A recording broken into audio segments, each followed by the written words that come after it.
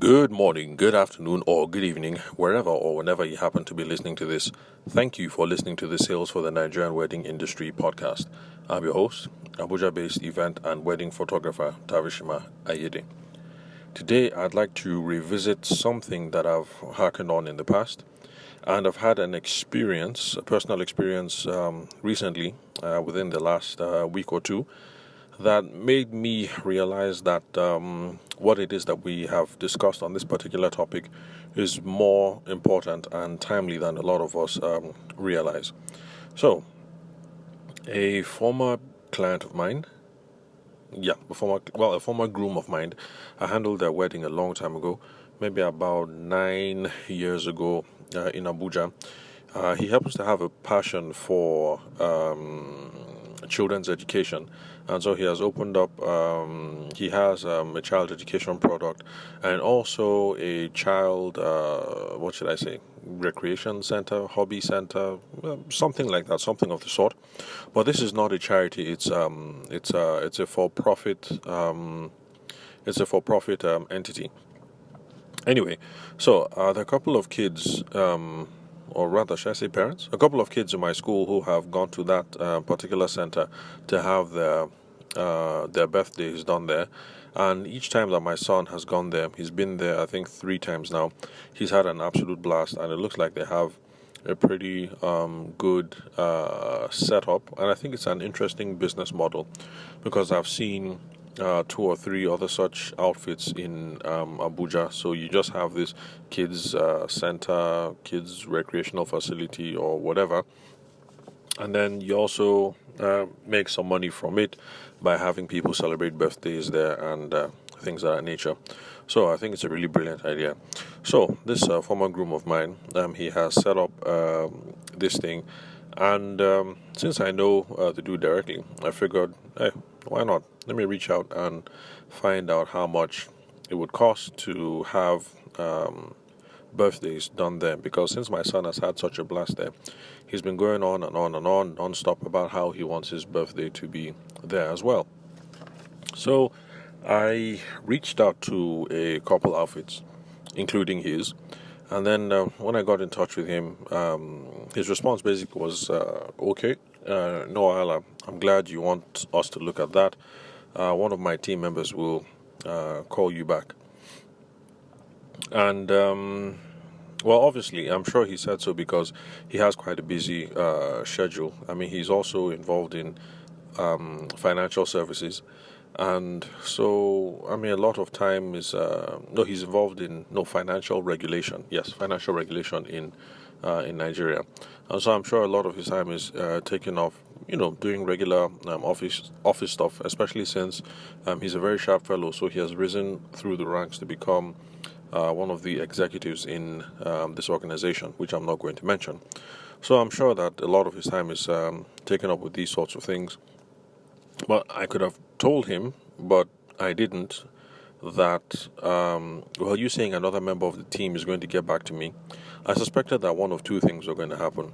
That one, either no one was going to get back to me, or number two, someone's going to get back to me, but the conversation would be poorly handled. For those of you who've been listening to the podcast for a very long time, I'm sure you realize that by now, I'm sure it's obvious to you guys that I am one who doesn't think in the early days you need to hand off your sales and marketing functions just yet. It might not be convenient, but I really think in the early days that we need to be running a whole lot of this stuff, and there are a couple of things that we have to figure out at first. Well, anyway, the long and short of the whole story is we had that conversation maybe 3 weeks ago, and as of today, no one has gotten back to me, just like I suspected. I figured it has probably fallen through the cracks. Now, the reason why I'm bringing this up is because I know that there are a lot of us who would rather not handle this aspect of the business. That's responding to cold inquiries, because a lot of us just want to deal with serious buyers, in quote, people who are ready to pull the trigger without having to do the dirty work. And I can say so for sure because there are a number of people that I hang out with who know that I see no problem with handling these sorts of things myself.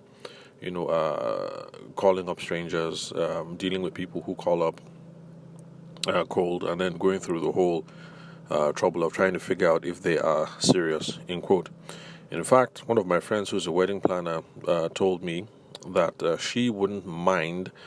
Well, she said it half jokingly, but it was one of those things where it felt like there was an element of truth there. She wouldn't mind me taking over her sales process. So people call in, we go to bridal fairs, whatever it is. She just takes the entire book of business, put it in my lap, and then let me sort through who is serious, in quote, and who is unserious, and then hand over the rest to her.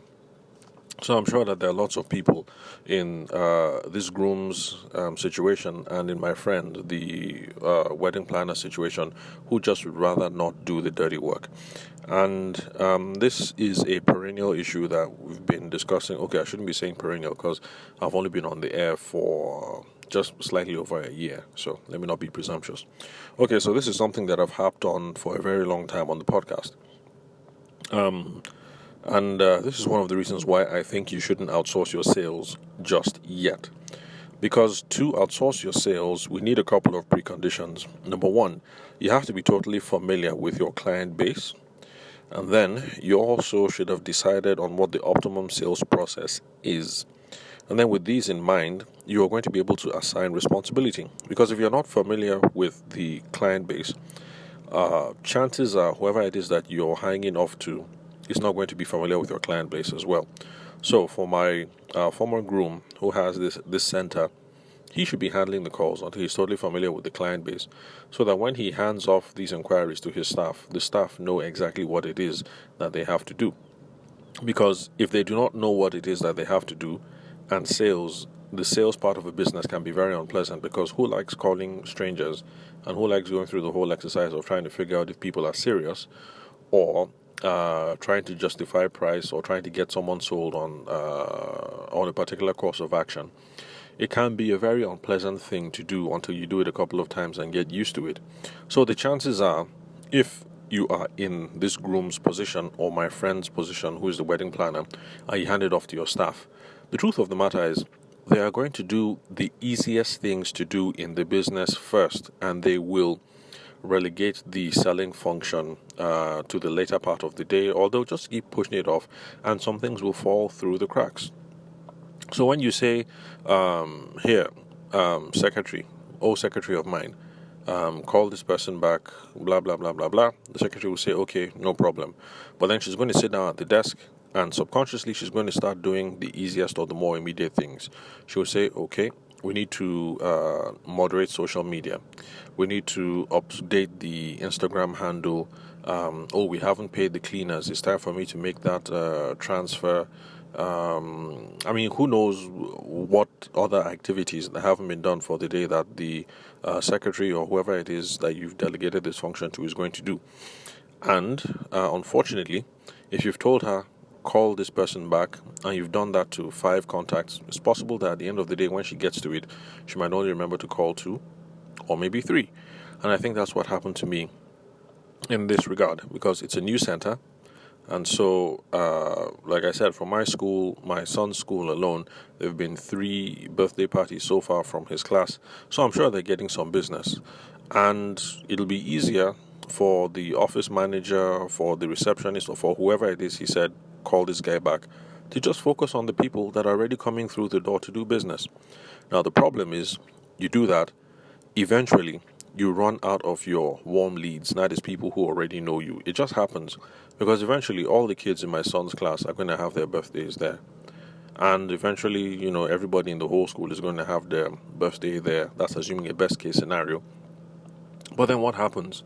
The kids graduate. My son will leave for another school, and, everybody grows up and then leaves the schools. And then what next? Your warm base is dried up. That's the reason why it's important to keep following up on people who drop in through other channels and to follow through on that. So you can't just rely on your admin manager, your receptionist, your front desk officer, your whatever it is that you have to keep on following up on these on these opportunities, you can do that. But first of all, you have to do the dirty work. You have to become familiar with the client base and then decide on what the optimal sales process is. Come up with the sales process yourself so that when next someone picks up the phone and calls and says, how much for us to use your kids center? How much is it for you to plan a wedding or whatever? You can hand it off to your admin manager, your receptionist, your secretary, your whoever, and say, call this person back. And both of you will be totally confident knowing that you're not just giving vague instructions to call this person back and letting her figure out the whole process, but there's a process that you've come up with, you've written down, you've trained them all on it, so they know exactly what to do. They know how to pick up the phone, they know how to call, they're going to know how to handle any objections that the other person might have on the end of the line. They're going to know how to get to what the root of the problem is, and they'll just have a general framework in mind, So, like in this kids center, I don't know what an optimal sales process would be for them, but let me assume that the first thing to do would be maybe to call, get some more information about the birthday, what their expectations are, and then maybe arrange a meeting so that they can come and sit down in person to have a look at the facilities and then talk with someone about what the different packages and different options could be. Because there are some businesses where that's the philosophy behind it, that it will be easier to close the deal once you get someone to come through the door, sit down with someone, and you guys are having a face-to-face and in-person conversation. So I'm not recommending that for my friend, and I'm not saying that that is what you should do as a wedding planner, but that is just a possibility. And then there are other businesses that try to get things moving along over the phone. So it depends on the industry, and of course it depends on what your philosophy is, but the bottom line is have a process. Because if these people already had a process, because I doubt that they do, whoever it was that he delegated it to would have just followed the process, would have picked up the phone and say, good morning, sir. August said I should call you. Okay, you're interested in using our facilities. Okay, when is the birthday? Okay, what do you have in mind? Oh, you said your son has been here before. Okay, which of the activities did he enjoy? Okay, are these and these the sorts of things that you want to have done? Okay, you want to know the price? Well, the price might be anything between this and this and that and that. But in order to do that, we need to know some more about what it is that you have planned. Are you free for next week Tuesday so that you and Madame can come into the center so that we can look at all the activities that we have here, from dancing to arts and crafts to gymnastics to painting to body arts, everything, and then maybe even bring your son along so that we can sit down and come up with something comprehensive that he will enjoy and his classmates will enjoy as well. So, sir, what do you think? How does that sound? Okay, your wife is not in town. She's going to be back next week, Wednesday. Okay, so how about Thursday? Okay, good. So both of you are free. Can you come in on Thursday, 11 o'clock? Okay, you guys have a lunch break then. What about 2 o'clock, sir? Okay, very good. So we'll see you 2 o'clock Thursday afternoon. And that's simple. There's a process. She follows the process, and then she does her own part to get them in. And when they come in, it's off to whoever it is the next person is that you have determined in the process to see if they can close the deal. So, I know that I've gone over this a couple of times before, but I will still keep going on about this because it happens all the time. I run into friends, associates, family members who keep making this mistake.